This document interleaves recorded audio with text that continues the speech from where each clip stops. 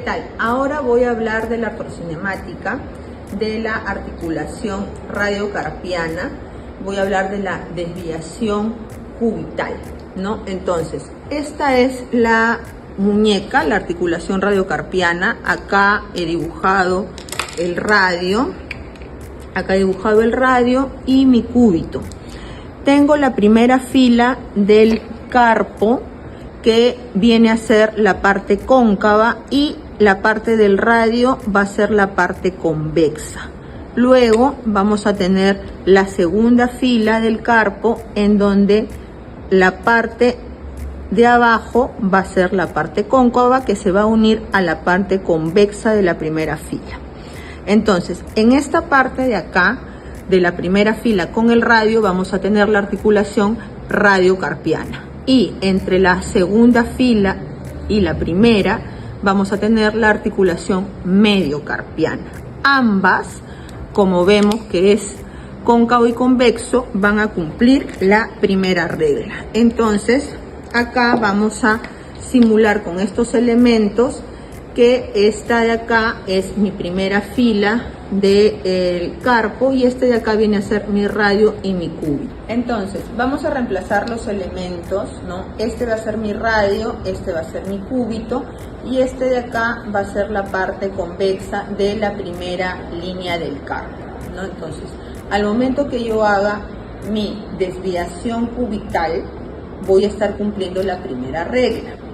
Entonces, ¿qué es lo que va a pasar? La primera fila del carpo, esta parte de acá, va a moverse sobre el radio.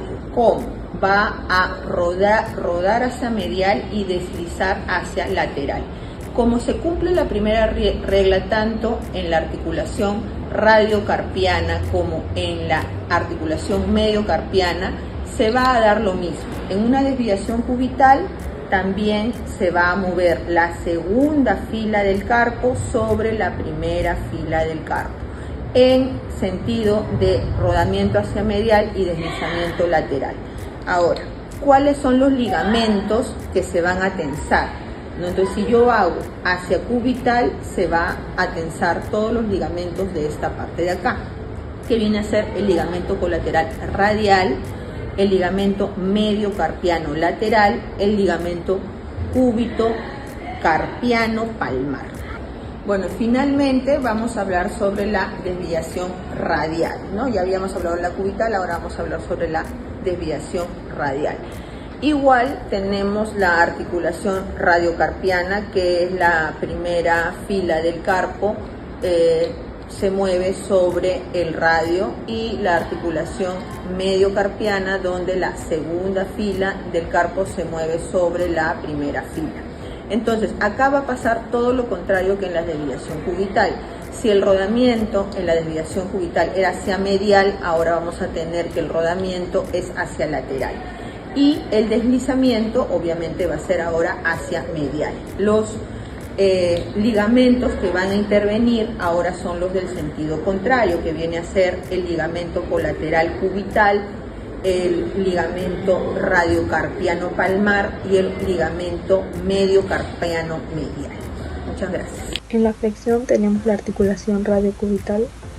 En la articulación radiocubital vamos a analizar la flexión y extensión tanto de la articulación radiocarpiana como la mediocarpiana.